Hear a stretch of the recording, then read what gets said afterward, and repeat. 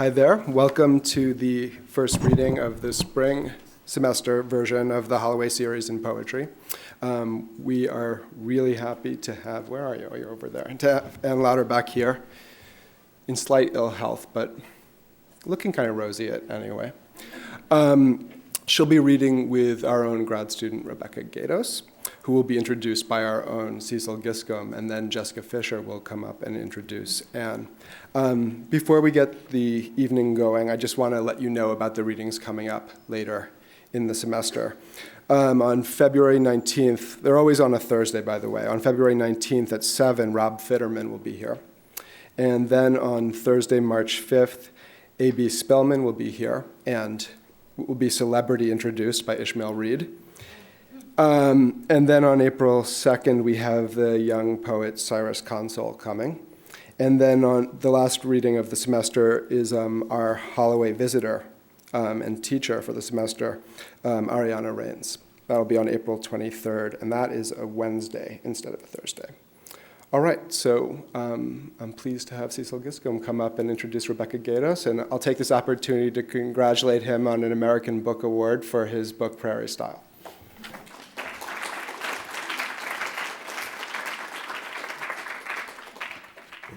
Thank you, Jeffrey. And I'm certainly pleased to be here, pleased to be introducing Rebecca Gatos. This evening, Rebecca Gatos understands some stuff about the seams of connection, the complications and contradictions and general messiness and lack of purity of the world. She knows about Helter Skelter, and she's figuring out how to read one poet despite another one. For example, writing about Larry Eigner, she says that for her, he makes Olson palatable.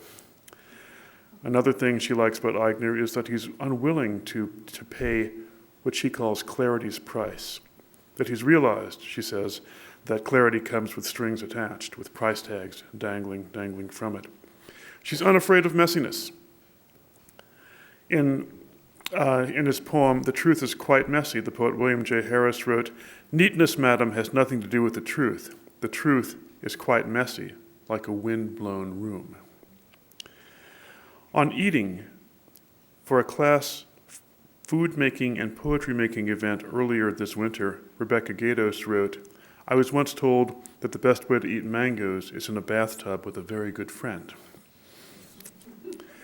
In her examination, a statement on poetics of the production of Eskimo art, the stuff that you can buy at smart shops in San Francisco and on eBay, the stuff that's generated in part by the market for it, she says, "Art is muddled between doing, receiving, taking care of people, a lot of demands, and a lot of selves looking to you and you feeling looked to.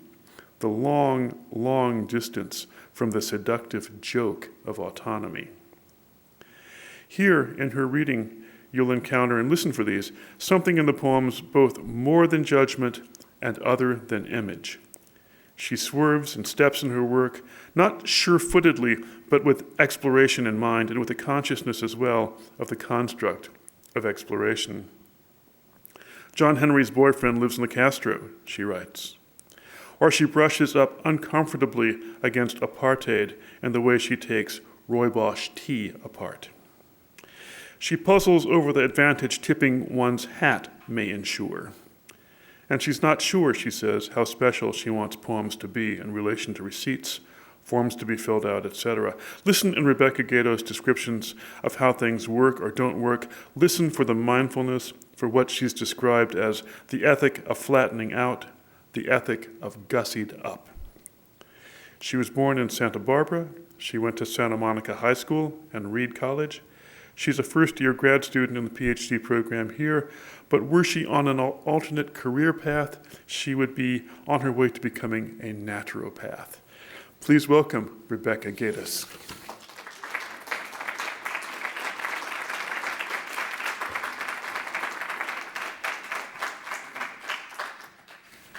Thank you, Cecil.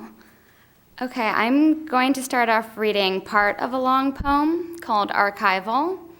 And it has to do with the legend of John Henry. So for those of you who aren't familiar with the legend, John Henry was a 19th century railroad construction worker who died from exhaustion after winning a race against a steam drill. So it's the classic man versus machine. Archival. 1. In public, everybody, despite and in light of your memory, rolled up jean cuffs, gray sky, gray skies. Which was the true man you script? Archive. 2. Glint of metal, manual, man forced, archives. 3. Tiny could sound tough if you said, don't fuck with tiny. Affect or affection, threat, threatening, size. I thought the prize of redefinition kept me close, at hand. The site to figure it out upon kept me close, figuring, measuring tide, pouring dawn, fixated, out on the floor, archived. 4. Or move, voice directing the bluff's body, got the fist, fist hammer, hammer, hammer gun, gun, emblem hood. Got me to hate John Henry? I say, neither flesh's full heyday, nor machine's heavy vibrato. The difference is tiny. Resemblance takes work, works for some. Postscript. John Henry's boyfriend lives in the Castro. John Henry sounds steel driving, but in actuality, a choreographer.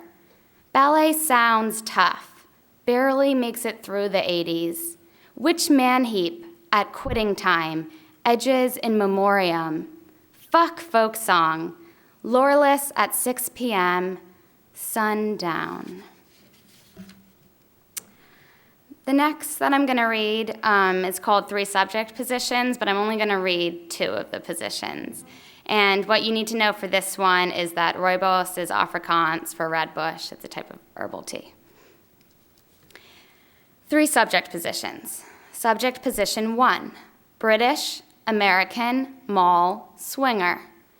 Thinking about photo booths in shopping malls and nightclubs and thinking about my Britishness.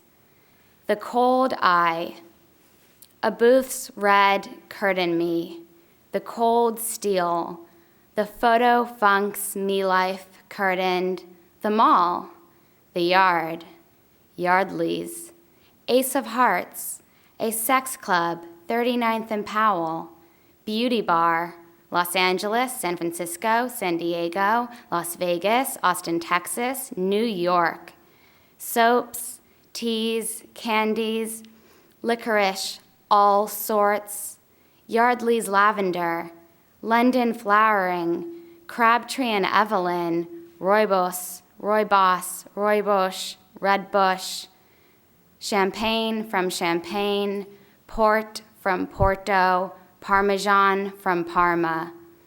Legislate is the booth's cold steel, the mall's sex club in a yard of Yardley soap, all crabbed in tree. Evelyn, my rooibos, it's like a fun thing to have a photo booth. Subject position 2, British, American, mall, swinger. Thinking about photo booths and the West Side Pavilion. How do boobs look in black and white versus color versus Macy's at one end versus Nordstrom's at the other?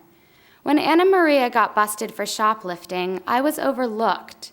My mother, angry, said I was the whiter one. Years later, with a Romanian woman, I thought again of Anna Maria. Some sameness, some difference. Port from Porto, champagne from Champagne, rooibos. Florina from Romania. Earlier in the evening, a very drunk, unknown man between us at the bar. Bridging Donald Davidson, Rawls, what I need to say to stretch over him, to you, to flatten him out. To think back through the night, our talk about dating basketball players, and over the drunk philosophy idiot intervening between my basketball player and your basketball player, the image of the gypsy girl on the Nordstrom eye, or the American from Britain proper.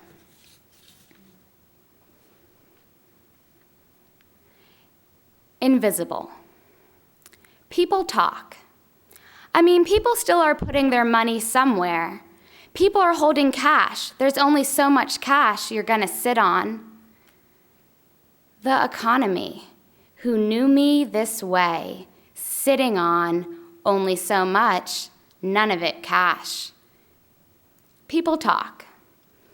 I think the consultation is meeting the children. The evaluation is meeting the person, making up our plan, and going over the people. I guess the other part is 2 buckets, sensitivity, maybe a high-low option full, and then 350 divided. The consultation free, we just multiply the consultation fee. My mom would pay it. My mom, lyrical, like the gold standard, or a speculative figure, a person speculating on my figure. My mom gave it to me, looked young when she looked young. The economy knew me, an intimate and unpredictable manner, sitting on it, jargon-free, jargon-heavy. We laugh when things get too logistical, but they have to be that way. They are the plans and the navigator of the plans. But they are not the plans or the navigator of the plans. No longer about giving it to me, the gold, the cash, the flashy figure, material dream, the lazy lover sat on. Snap. Playing diner aesthetics. And stop the blue, red, yellow of Wonder Bread. Eggleston snapshots, the Whitney's on Madison, but my snapshots not on Madison. No trip from south to uptown, but rather membered, dismembered. The detachable South. Does it mean control, this snapping? We're hot for kitsch. Something about motel, shrink-wrapped flowers, or Elvis's object fuck of a home. There is Route 66 looking good an hour past. The look past. Humbert was a discerning eye, a Euro eye. It's not the girl flesh that's interesting. It's not the girl allegory either, but the motel skeleton of the fatherland, gumballs and magazines, Dolly Parton folded into the Lolita heartland. How's it look to you, to you, to you? My own look crumpled because of overmobility, jet planing between the memorable parts of the nation. Or how an 18-year-old girl looks, how she looks, recession-proof, in black shorts tending bar. Not about repression, but about how you look. The dream of Pussy's retrospective came upon us all who've been lucky enough to find snapshots framed, annotated, who's aesthetic now, who's looking good. And then the last one that I'm gonna read talks about Tiny, who was brought up in the first poem that I read, Archival. Name, onlooker. Synopsis. You've got a nickname that lets people look at you. Look you in your bruised up face and see you look both good and bad and perhaps vexed. Who do you tip your hat to? And how? The tippy's worse off than the tipper? Tiny's a nick, a name filling station, fielding prick power, a real tip of the hat. Strategy's strategy for dealing. Tiny's not much to bet on, play dice, or hold up a K-bar to a deer's hole and think, Tiny's hearth image, what flame? The rhetorical flourish is a nickname for dealing with your complicit self. A door shut still admits the call. Who can intervene, already being as you are, kitchenette? Thank you.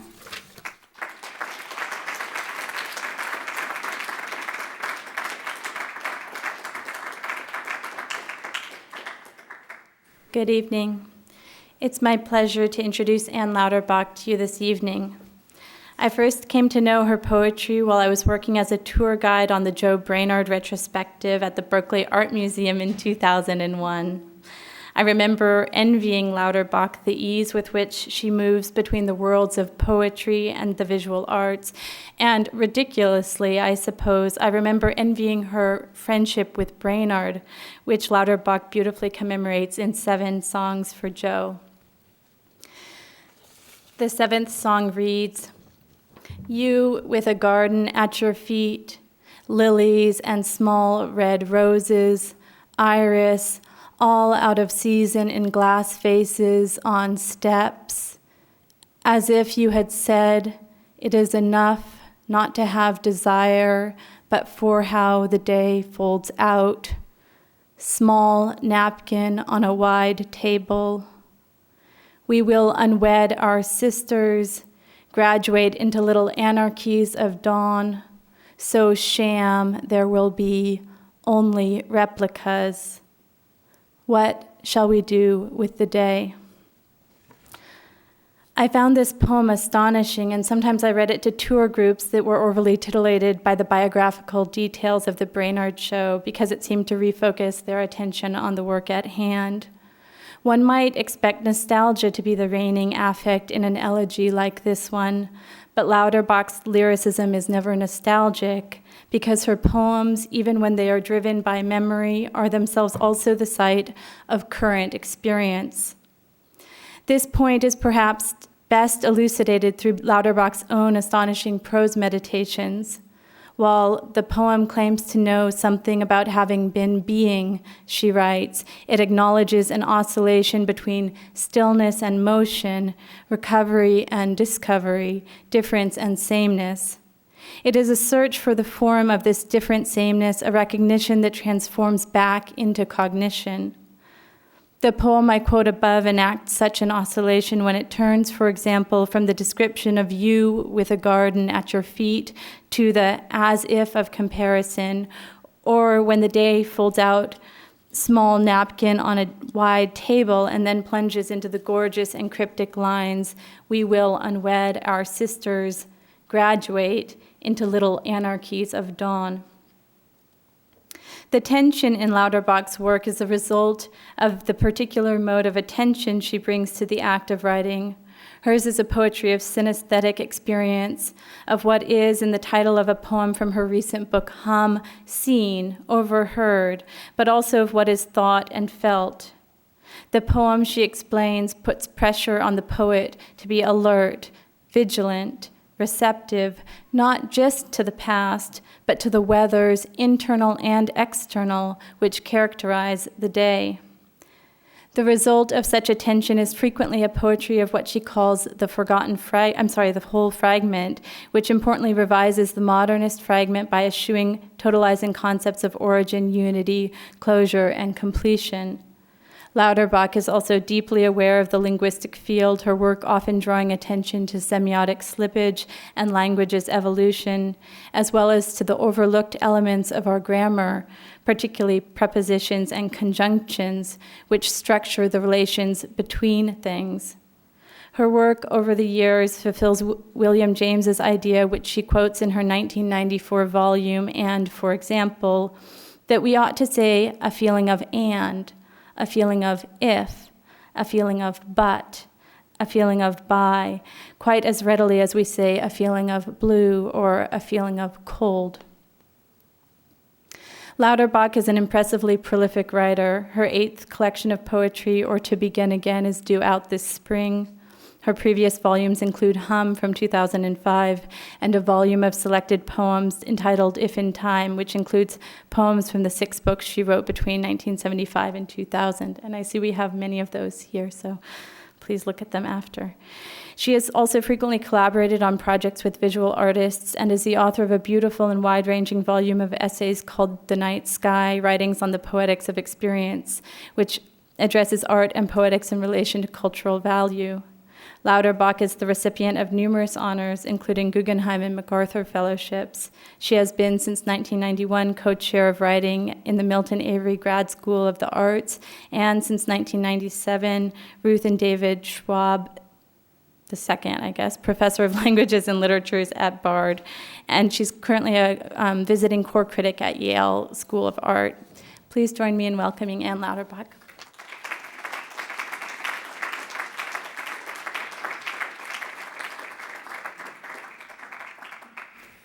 Thanks so much for that. It's really a pleasure to be back in this room. I was here some years ago. I hope my voice holds up. And if it doesn't, it doesn't.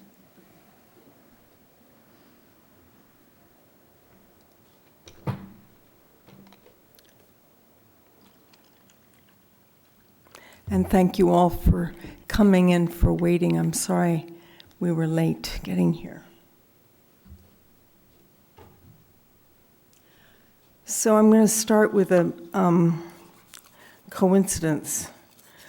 I and 364 other poets were asked to contribute to the Alhambra calendar.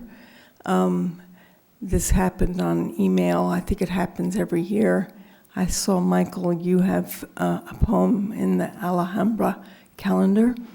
So I dutifully sent off a poem which I have absolutely no recollection of ever writing, and which I think is a kind of, not a whole fragment, just a fragment.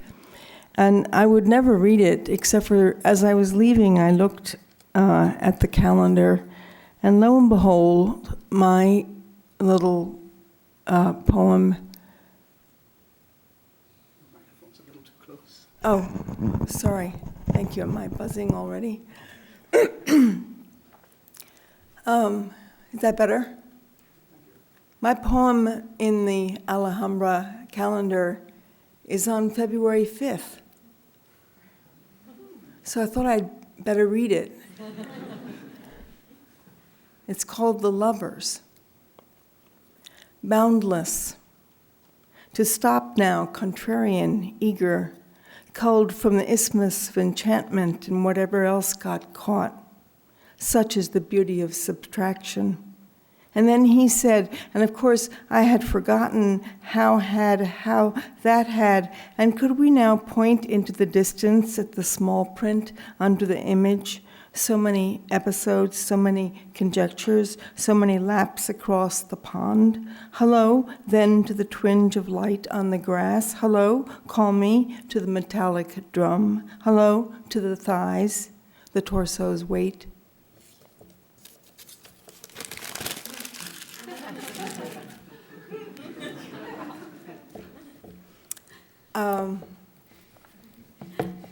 I'm going to read a few short poems from Hum and then new work from the new book.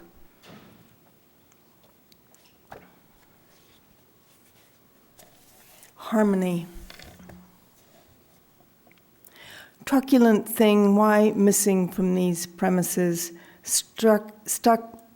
Truculent thing, why missing from these premises, stuck in abstraction in the coiled hand? Why feeble as you jog along the streets? Why almost touching? Are you Socrates to be written into the season of robins and suicide? Is your pose characteristic? Did you inherit the magenta ring or the tree's wide seizure, the rival architect's house, hardly built but shining? Toddler call, at variance with icons. Are you indifferent to sorrow? Relic of mismanaged risk, newly made. Have you already been forgotten?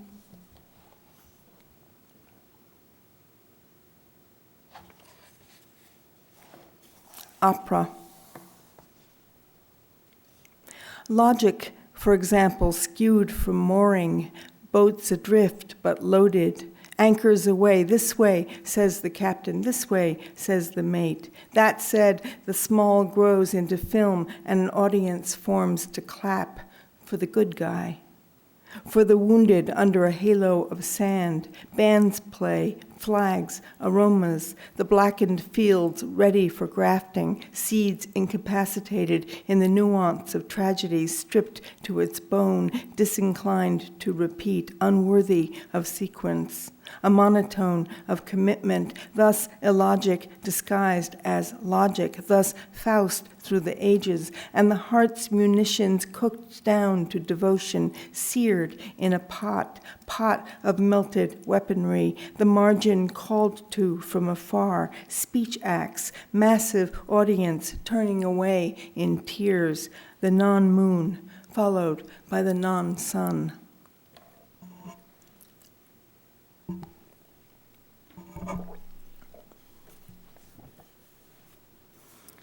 This is called Memento Mori, Berlin.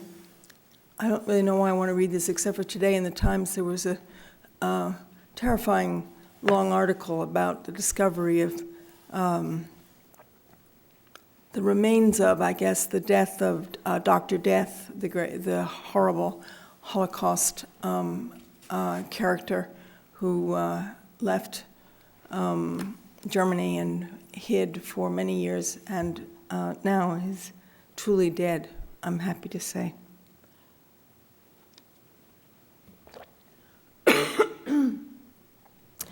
This doesn't have to do with him exactly.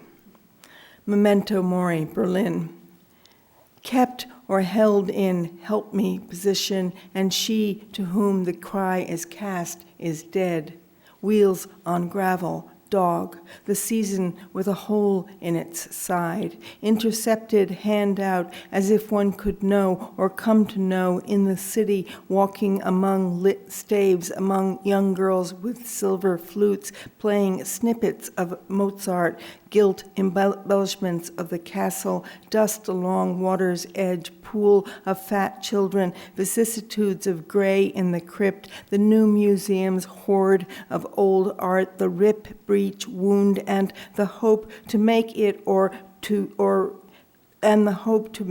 up or rebuild or draw in the night the things that belonged to the night, cartoons, scaffolds, tones massed in the bell tower, ruin at the intersection, walls picked like bad skin, things literal or not, so you think sign, mechanical thing, and the angel on the plinth, its geography faltering like a compass circumventing distance in the place of the double moon and the silent skiff, impasse clustered over the kiln, bony intervention, Darwin's worms impeded, and still the light, still the harpy comes blistering out of the crowd to interrogate the boy, to ask for papers, name, occupation. Let me not forget. So this is the zone of lost calls, or the allegiance to the gymnast under the hood of the BMW, or Wagner's immensity. There is a squirrel in the bird bath, the evening broken in branches of maple, of things barbaric, ideal.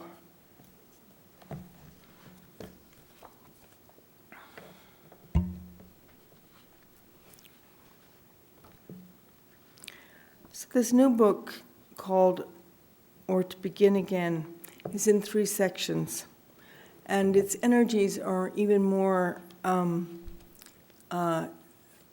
disparate than usual.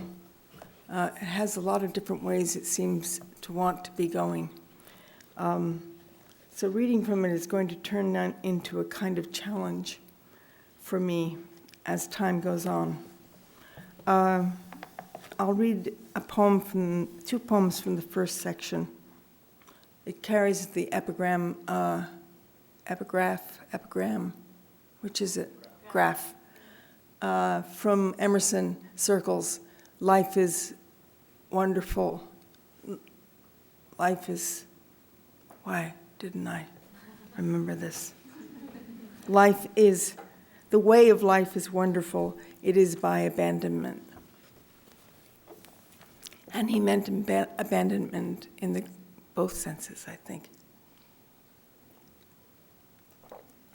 This is called Ants in the Sugar, Blanchot Mallarmé. And the Blanchot Mallarmé part comes from reading an essay by Blanchot on Mallarmé in a little book called A Voice from Elsewhere, translated by Charlotte Mandel.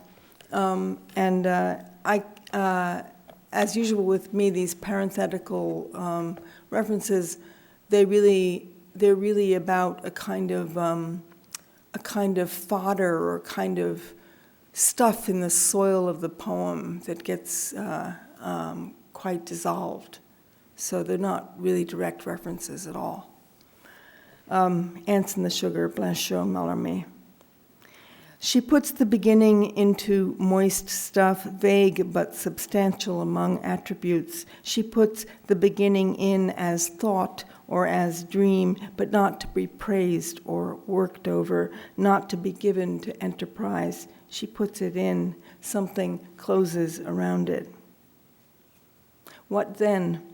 Tireless, flamboyant sequence, guards running beside the car like so many fish tagging a whale's belly. A girl shines and flips like a coin, goldfinches loop among branches of crabapple. Nature not at all present, and the present not present at any beginning.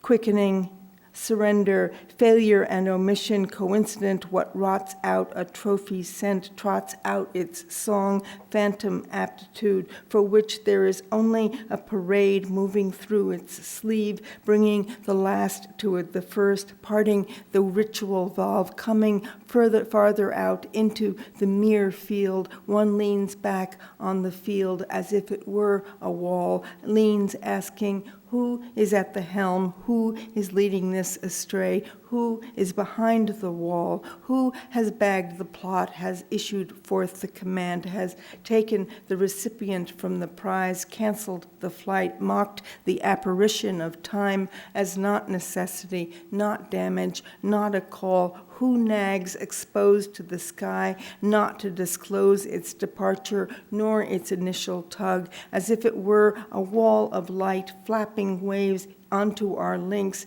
as error illumines small white marks enfolding the circus, trails of dark ephemera, hasty attachments to the real. Baffled.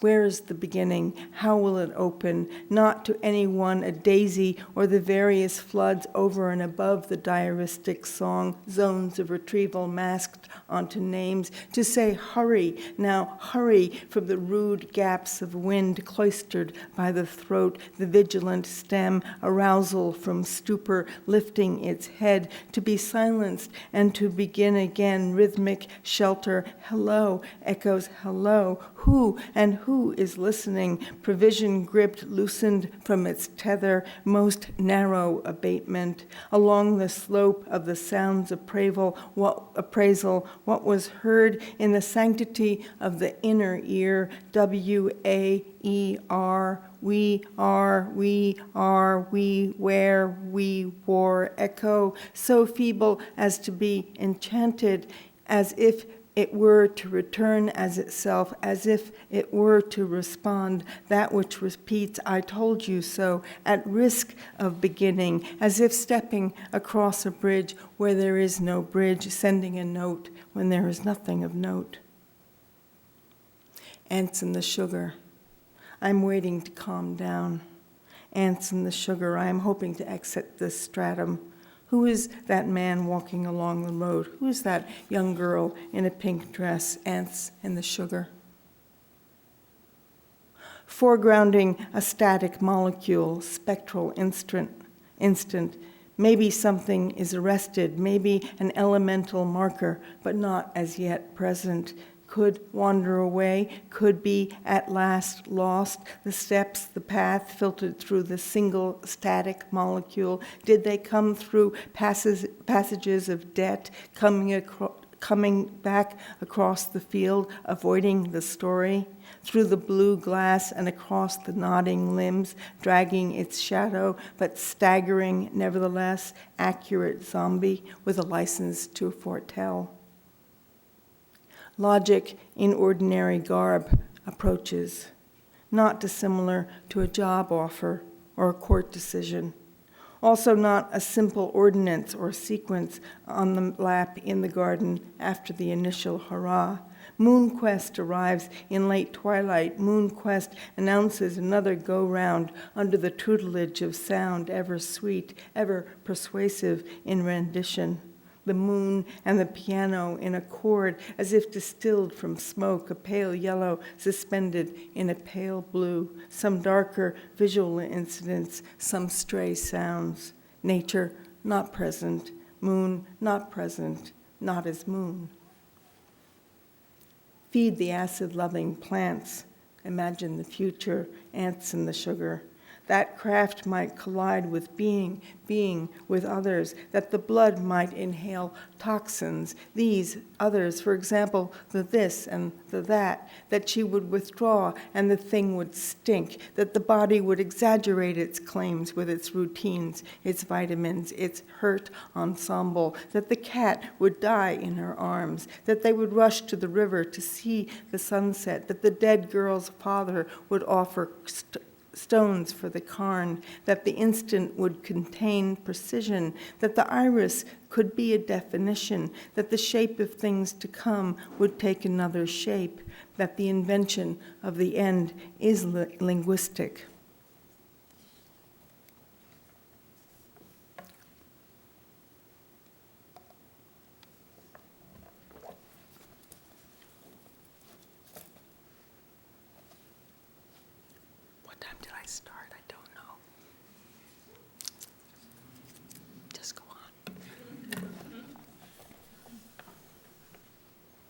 Voice is still a little bit weird, right?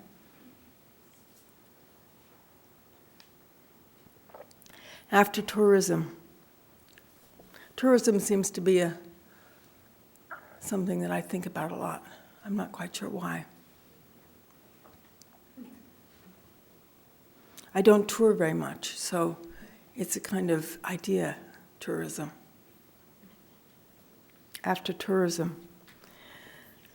Disturbed over her marvel, I heard her say something nocturnal. I saw mystery as merely change. I saw envy and the illegitimate mile. I saw under the formal atrocity at the messy embankment all these and vocabulary lagging behind its science. Tramp, unknown soldier, cop, talking strange talk under an altered light, under days. I heard her say, tomorrow, as if she knew. I heard her say, come back, and I choose you as analog of the next to be. Do not foreclose investigation, but come along. I will try not to protract my look into now. I will continue as if you were next, as if... I don't like this poem today. This poem is not behaving well.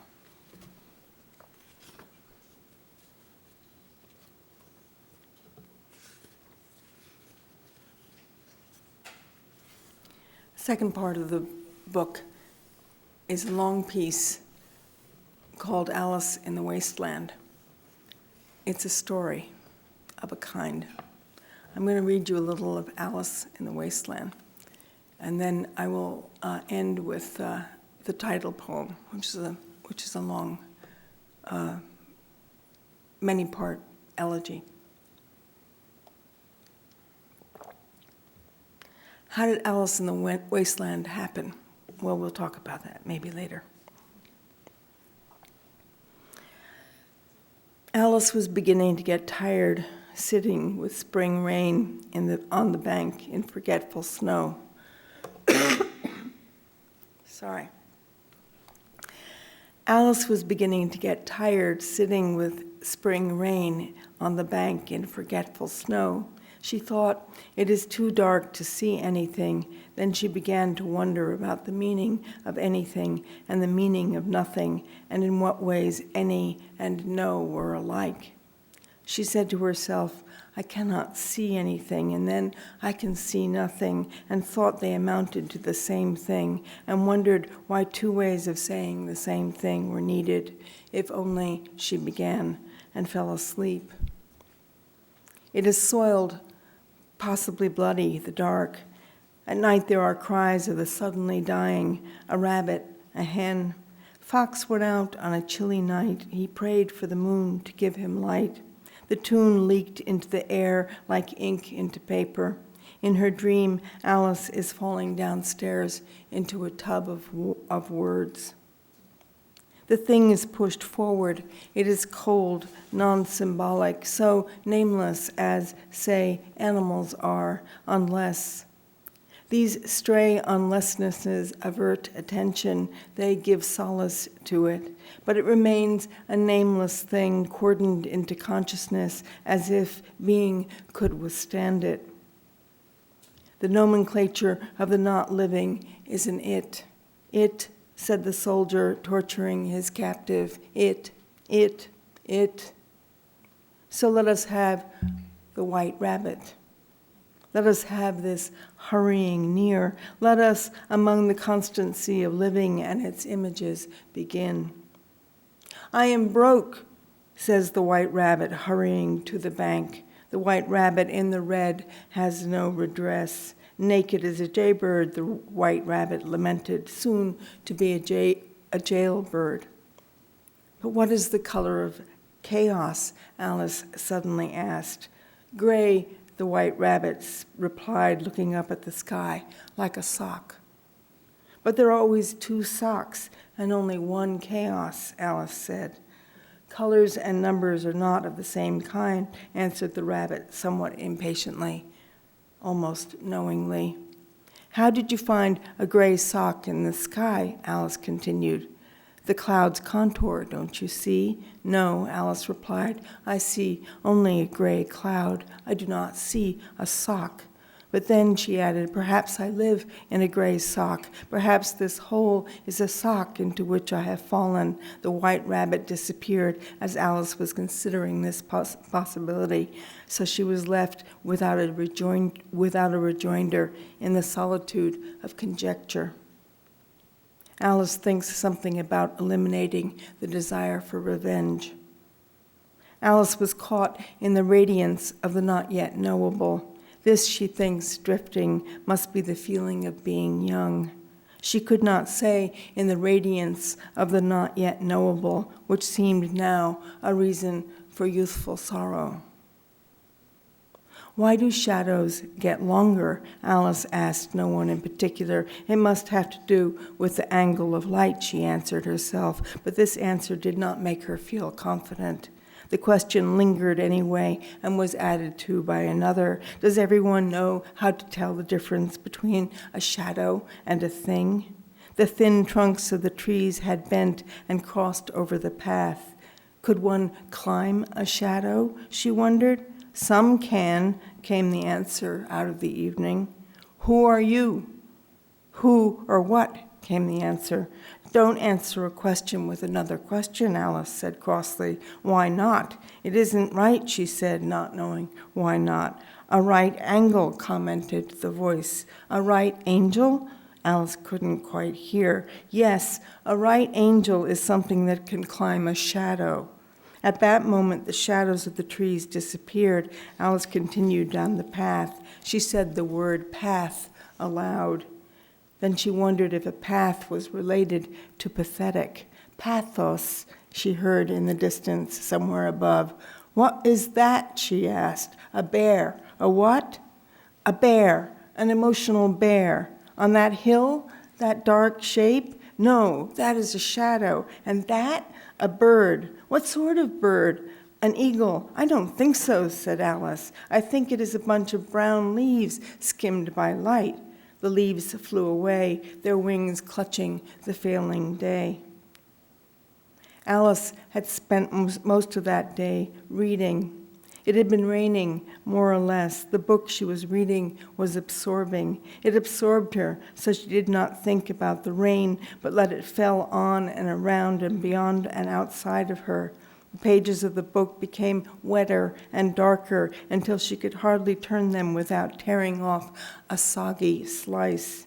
When she finished the book, she felt lonely. Why can't we see time, she wondered, the way we can see space? The book had carved another time into time. That isn't true, she thought inwardly. One cannot carve time. No, but perhaps came the insolent, instructing voice. One can crave it. Crave rhymes with grave, Alice said after a few moments. I know, the voice answered. Alice continued down the path. She did not think the voice friendly, partly because of what it said, and partly because it was attached to invisibility. Are you a ghost? She asked suddenly. Maybe. If you are, then whose? No one you knew. How did you die? I don't remember. Alice was silent for a long time. Are you in heaven? For response, a great rushing sound, and the tops of the trees began to thresh back and forth as if violently weeping, and there seemed to be water pounding over itself like a huge crowd trying to escape through a narrow hall. Alice decided this demonstration was cheaply cinematic and that she would not pay any further attention but would take refuge in another book. She sat down under a tree and read. April is the cruelest month. She stopped and considered what an odd observation this was. Alice had thought a lot about the idea that some things happen because someone intended them to happen, while other things happen seemingly free from anyone's volition at all. She continued to read, hoping to find out why April is cruel. You don't get it, the voice said in a loud whisper in her left ear. You are rude and abrupt, Alice snapped. It isn't intent, it's a comparison. What is? April's cruelty. A comparison to what? To the other 11 months. It is like the unkindest cut. You aren't making sense. For Brutus, as you know, was Caesar's angel, judge, O ye gods, how dearly Caesar loved him. This was the most unkindest cut of all, for when the noble Caesar saw him stab, ingratitude more strong than traitor's arms quite vanquished him, then burst his mighty heart, and in his mantle muffling up his face, even at the base of Pompey's statue, which all the while ran blood, great Caesar fell. This speech sounded like a recording. One cut out of many, 1 month out of many. The month April is most cruel. The cut, Brutus of Caesar, the unkindest. Get it? Alice picked up her book and continued to read. An orange butterfly flew across the page, and Alice thought it resembled an autumn leaf falling gently through the air's currents. That's sentimental, commented the voice, adding, and sentiment is a failure of feeling or pathos, as we were speaking about earlier. Alice decided to ignore this remark altogether. The butterfly continued to skim the surface of the air. It seemed a kind of breathing machine that made silence visible. She read, breeding lilacs out of the dead land, mixing memory and desire, stirring dull roots with spring rain.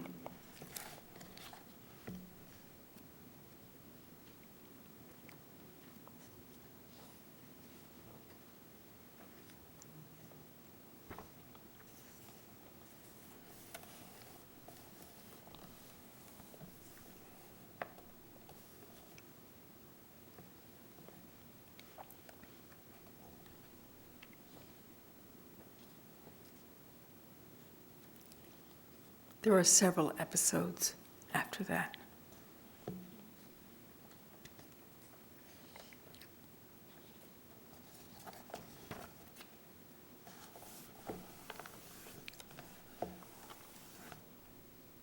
This is called Constellation in Chalk. It's in memory of Barbara Guest. These ready-mixed colors are available only in case of emergency. Dial power with one arm showing green, then orange, flashing, then green. An airplane, plane of content. Sleeps, sound, harvest, 20 stamps, each with floral arrangement, and poison merit ultra in the night. The drawing on the left, a creature in want of wings. The third new international harbors a bug roving its minor journey neither in nor out where the pointing is, sandpiper below Essex Park, their finish 3 stories above a hollow noise. Door hauling. I would like 5 red apples, please, but omit the 5 and the apples. This was an episode in description. Morning's adapter came without messages from the near, far near, only mobile structures flanged and muddy, mind spooled at the knot, counting without measuring, a typography of cost scratched into the floor, rug slide, box shapes and moist smoke leaning on the environment like an idealist colony speaking in tongues, climbing the like an idealist colony speaking in tongues, climbing the hill in period costume, brothers, sisters, before we hear what was said, record of record, the paradoxical mouth. On that side of the river, a ghetto bus replaced the high orchestral cloud, rose to ragweed, field with visual noise, the elders' parade dragged toward the crow's damaged carillon. There was a splinter or leak in the habitat of selves, more names than things on the stage. Only the recording had remembered, and it was shard. I paint what I paint, said Rivera. In a dusty window, a sad-eyed doll caused one to point as at a final moon, an instrument long surpassed. Thought ghost reads the fa, child invents, sighs, scribbles outside the faint stance of the ready-mades. How much is that? 1 or 2 themes slink away, scented in derision, and the decision not to play tenderess mystery genre, though whose fast horses and Arcadian themes question the robed dawn. He, as careful as a ladder leaning on air, nonsense chapters drawn into the figural ground. She swallows the poison, waits and counts. Psyche's pool of omission reflects the flying horse as the villain leaves his seaman card in her body of reams, operatic ring of gold. She draws the Empress from the deck, its familiar headdress of snakes, one for each known dead, nobody's diary, somebody's curse. From his niche in the anthology, the hero speaks, eyeing her bloody or painted toes, her livid mouth. Strip the prayer from the kiss web, it is merely sham. Salvation has undone her eternal soul into little itinerant drops, each younger than dew. The moon's strap slips off the shoulder of night. Night of night, it is called. All must follow.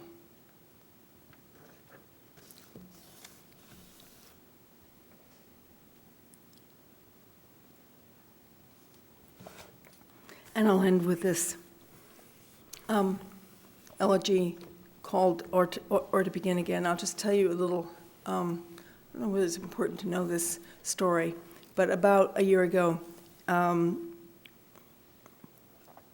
at Bard, a young woman who was the wife of one of our professors was killed in a automobile crash, and she was 8.5 months pregnant, and the baby was saved. And the community around Bard was kind of, as you can imagine, sort of seized by this event. And I was seized by this event because it began, in fact, I think throughout this whole collection, oddly enough, the main thing that I've been thinking about maybe for a long time is the predicament or the problem of the near-far, in the sense that we experience things somewhat in the near and also in the far, almost simultaneously. So we don't even know really what the difference between near and far is anymore. And the war in particular, I think, makes this very apparent. And for people in most of your generation, this is something that's very familiar, the near-far. And I affiliate it with a kind of collapse of a sense of maybe even just the imagined space of the horizon, for example, just seems not to be really there anymore. So sorry. So this basically it's an elegy for this person who I didn't know, but it's also a kind of meditation on this complicated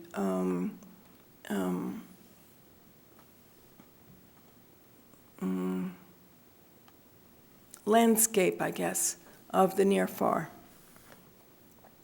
and the way in which death has a very particular way of organizing that landscape, differently than other things, maybe.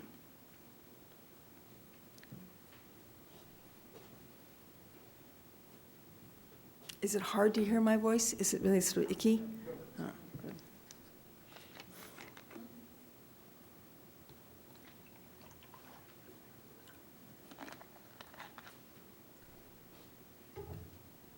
So there's 16 poems of 16 lines each.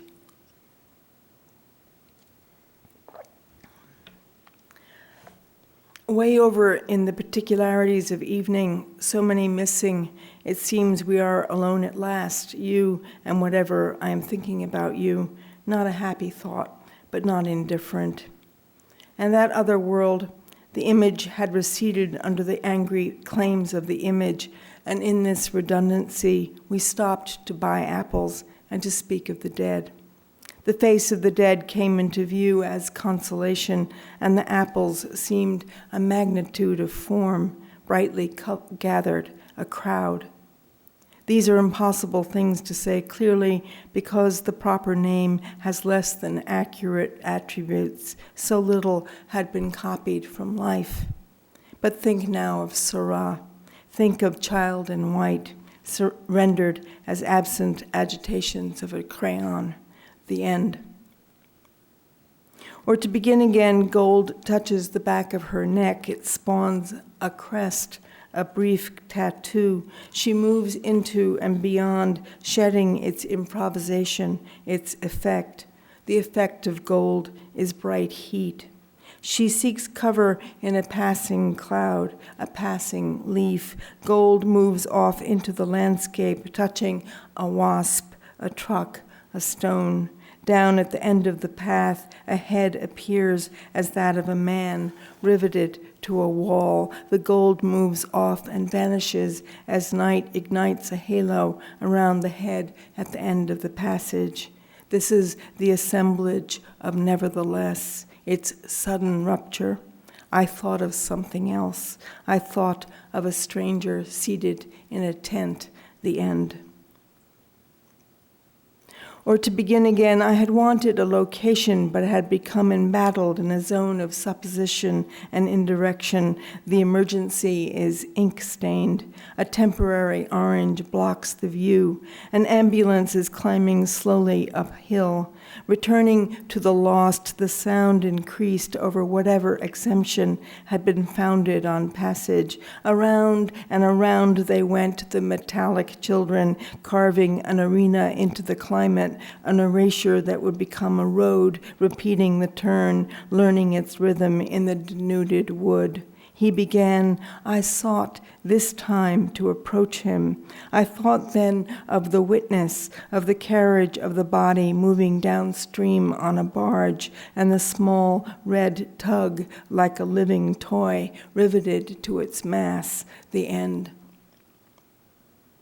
Or to begin again in the miraculous scale of the small nouns, their mischief and potential, Auden imagining war at a sidewalk cafe, Oppen staring into the face of a stranger, into the face of his beloved Mary. We want to be here. I was thinking of table settings, folded napkins, polished ware, sparkling glasses, and the prayer. What was the prayer? What if everything had slowed and she had chosen to wait to forget her chore? There were, I recall, ripples of violence that caught on twigs and snapped wires. Words were spoken from too far away to be heard. There was a blind spot, a stained cloth at the end. Or to begin again suspended above the habitat, bees dying in their boxes, salmon desiccated in their nets, flight on flight, origin marked by tracks in mud, and the river newly revealed through naked bark like a silver coin skipped across time, the migrations of time, the small noun time. The world fallen from its skin into the airy, wild abode of infinite contractions, this in which it is adhering, a swarm and a nub, tumbleweed shadowed on ice, the facts encroaching on intimate constraint. These could be a hand, a voice, the end. Or to begin again, an accident disperses the law. Thrown there, less than forgotten in the usual ditch of leaves, weeds, caps, a massive gold afloat in the autumnal sky. At whose approval? The call stuffed in a sock, the faces of the war dead in a signature farewell, boy, boy, boy, girl, picturing evidence, picturing silence, and the chorus ready to respond, holy, holy, holy, to awaken the dead, but not in the language of the dead. Perhaps a finite contraction, the child practicing to fly overhead, to drop the bag on the dusty road below, to watch it spill into flames from on high, from a mobile perch cruising through its episodes of grief, the end. Or to begin again, some got lucky, came rushing toward the giant appeasement of the given. Singing along with the anthem, they distributed coupons to the rest to redeem solace for those who do not begin, but stay back in the infrastructure of the singular, what you said, what I said, before the fact. Were we to be among those to be counted one by one like days, greeted by our host? In which language? And what were we meant to carry away down the road a bit into the rest? Light strays across the dry grasses, the arm lifts, the head turns, a gathering, an image, a dispersal, in whichever order, the end. Or to begin again, now, bird-like, repeated, the noise of nearness, yet without either body or mouth. In the mind's eye, a wall painted robin's egg blue behind Paul Clay's dirty yellow circus. Nothing noticed, nothing gained. A clown on his head, a dog, a ball, and yet the acquiescent rain, and yet the passage of a massive chant through the fictive pilings of a cage. Comest thou now? Comest thou now? Repeated bird-like from over there. Look up and then look away, the end. Or to begin again, virtuous moon appears to be taking a star for a walk. I cannot see a leash, but the star is obedient. Together they traverse the night sky. It is evening, and the ground below is a dull shell. A secular ghost is chastised in its moody camp. It fears ice as it fears the dawn when the moon will have vanished, star in tow. It knows when things begin to melt, there will be a forgetting, and in the wan face of the beloved, the stigma of desire. Fuck desire, says the ghost. Only no one can hear, said so no one can answer. Fuck desire, it repeats, bird-like at dawn, the end. Or to begin again, a gift is in the offing, something a sparrow might drop on its way, something sent across the boundaries of time. Why is the deck at a tilt so the day and its objects might slip off the edge? The boy with his fiddle, his dark brows flat, eyes recessed into the harbor of play, 4 strings, taut bow, the arc of elaborations, note by note, his wrist traversing their wake. The day has its spelling, the night also. Tell me what she heard in the splashed instant. Say the last kiss, the end. Or to begin again, still no sign in the field of negation. All appears to be ordinary. Seabirds depicted above the sea, the pretty couple dancing, the buzzing saw, evening clouds assembled, mountains dark. Yes, but the page is not blank. Yes, but the sun's pallor consumes as it rolls across the heavens, dragging the head of the beheaded despot. The embattled fisherman climbing the embattled fisherman combing the sea with nets, the girl with a dove in her suitcase. I had wanted to count the steps, the end. Or to begin again, having quoted, inscribed, having changed a few words along the way, a gesture toward the gaps between is not, is not. Eve gives me a map traced on thin paper with a red dot. The boys walk along the road, their hoods up, their speech riddled. The red dot is where they were headed in the year of the snake. We decided against perfection. We said perfection is a morbid judgment against the living. The girl with red hair was imperfect. They did not come with only a suitcase on a boat, Eve said. The Dutch, I said, made paintings of nature arranged as perfect death, the end.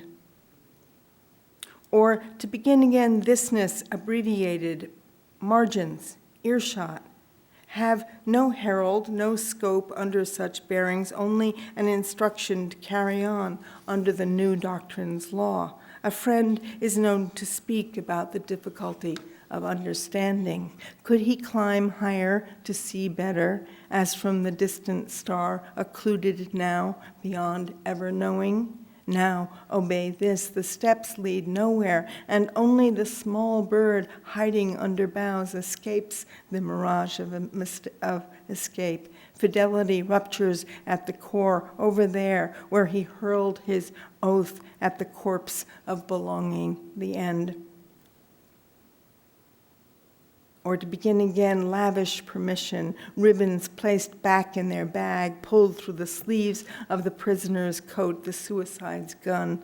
The Arab men are playing backgammon in the courtyard. The preacher's voice fills the chapel with iconographies of faith. Our tears turn to ice, and the mourners stop along the path, informal now, unrestrained, makeshift, so that with nothing held back we sigh beyond time for that green pasture where time stands still. Does not, does. Go back before the beginning, before a promise was made, the end. Or to begin again, chronicle of thaw and the sitting hawk and the tilting stones. The place has become a saturated edge, moving quickly along the road, up over the arc of bridge, flag, sun, and the hanging man. Fact dissolves into fact, proximate to the slowest economy, the most forbidden dream. The girl enters knowledge. You can see her on the path of the smallest bug, the most inglorious weed. We join her in the aftermath of promise, where she is studying the tides. World without image dilates the end. Way over in the particularities of evening, gold touches the back of her neck. It spawns in a zone of supposition and indirection. Auden imagining war at a sidewalk cafe, origin marked by tracks in mud. At whose approval? The call stuffed in a sock. Begin, but stay back in the infrastructure. Nothing noticed, nothing gained, as it fears the dawn when the moon recessed into the harbor of play. the head of the beheaded despot. Judgment against the living, the mirage of mistake stands still, does. Go back where she is studying the tides. Go back to the beginning, the end. Thank you.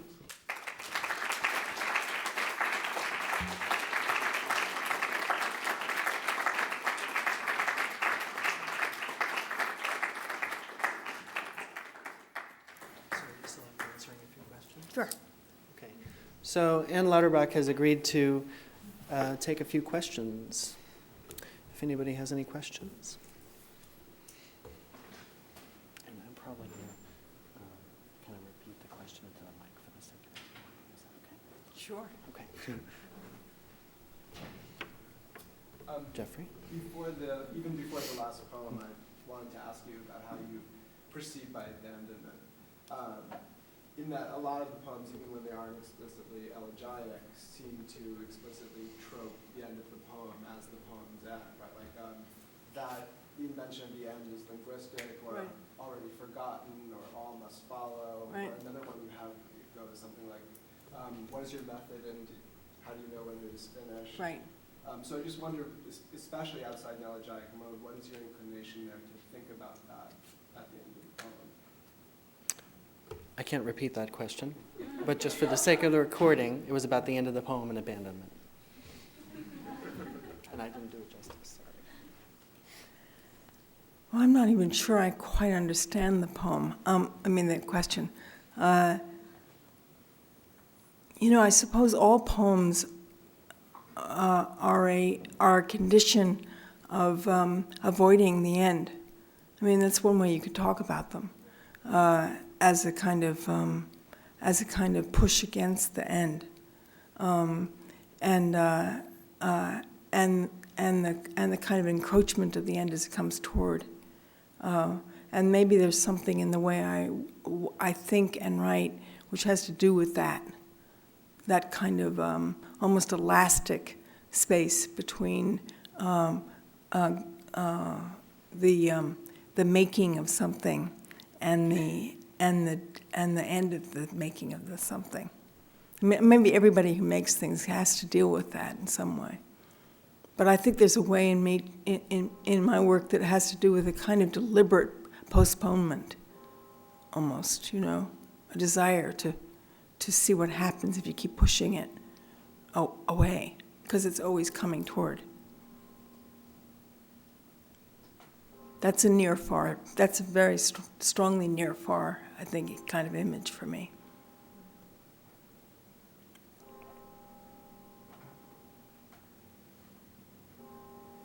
Come on, you must have a question. Yes.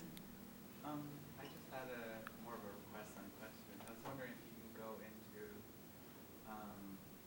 because you mentioned that there was more to be said about the Alice in Wasteland.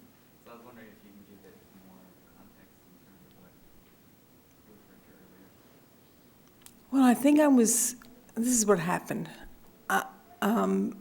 When you hang around the art world as much as I seem to have done, and the poetry world, I became very conscious in the last decade of appropriation as a main mechanism of making things, appropriating things, and recontextualizing them and so on. And I'm interested in that, and I'm particularly interested in the way in which some poets have seen it, have been interested in a kind of dialectical space between texts and texts. So the experiential space really becomes linguistic, and in artists, it's more obvious about appropriating things in other places and bringing them in and mixing them. But I'm not capable of doing that really, and then I had to ask myself, why was I incapable of doing that? What was it that wasn't in my soul or my being? But as I was having these thoughts, and they were pretty intense, this character, I woke up in the middle of the night, and in the middle of the night there was Alice, and there was the Wasteland. And I thought, okay, all right, I get it.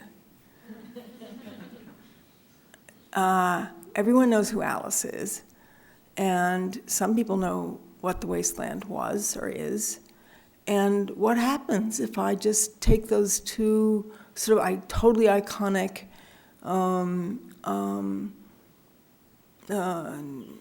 images? I think they're images. You know, the Wasteland is an image in a sense, and Alice is definitely a kind of an image. And see what would happen if I set them in motion.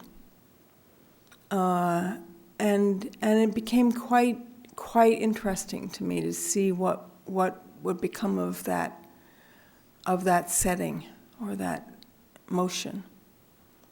So that's how that happened.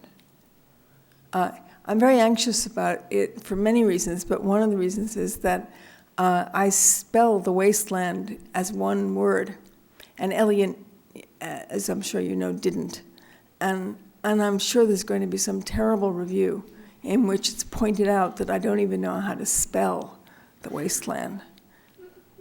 I just can hardly wait for that snide, mean-spirited person to let me know that Eliot's Wasteland is 2 words. You should all know that if you ever write about it.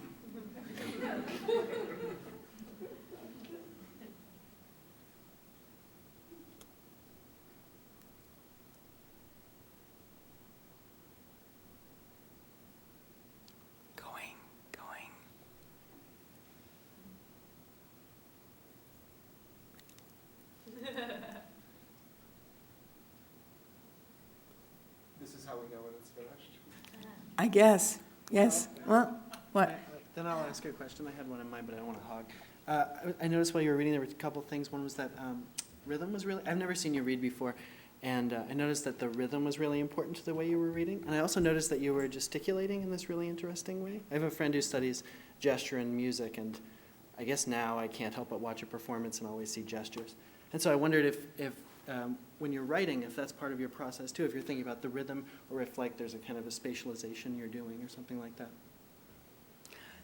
I think I did that much less extravagantly tonight for some reason, but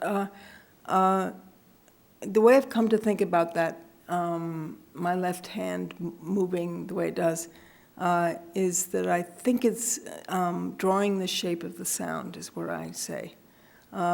And so then it is just very distinctly spatial.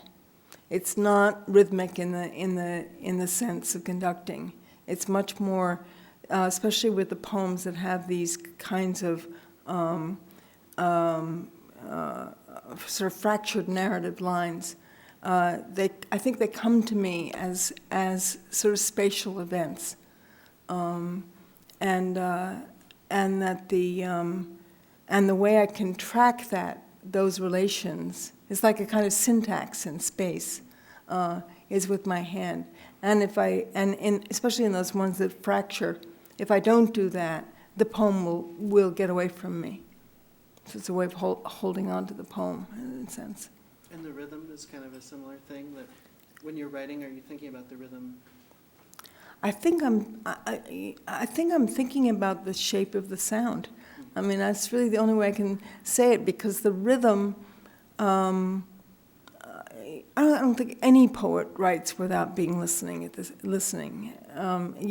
just sort of what you do. You have an internal listening mechanism, like as if you were composing.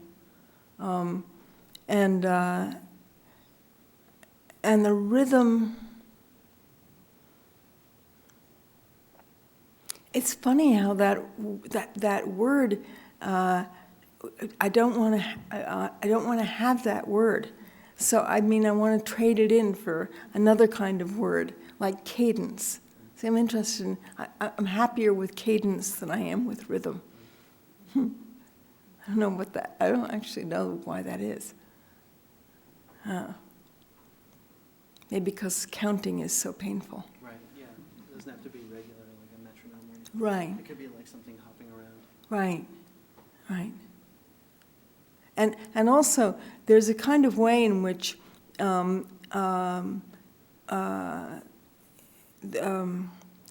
see if I can put this in a kind of, in a way. When you make a kind of sound cluster, you set up something musically in a poem, which is a kind of sound cluster, and then the poem becomes accountable to that in a very particular kind of way, and you have to decide whether that sound cluster is going to be dominant or not dominate. If you're going to do something to alleviate its position as a kind of hovering thing. I'm not being very clear, but in the Ants and the Sugar poem, for example, that poem keeps wanting to simply fracture entirely. And so there are these sort of recovered moments in it, where you come back and you make a sentence. And the sentence is like, Ants and the Sugar, that's a sentence. And the fracturing will now cease. So there's that kind of arrangement, I think, goes on quite a lot with me.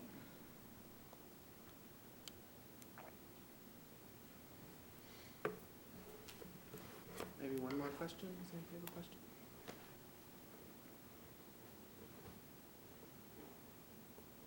You can make a comment.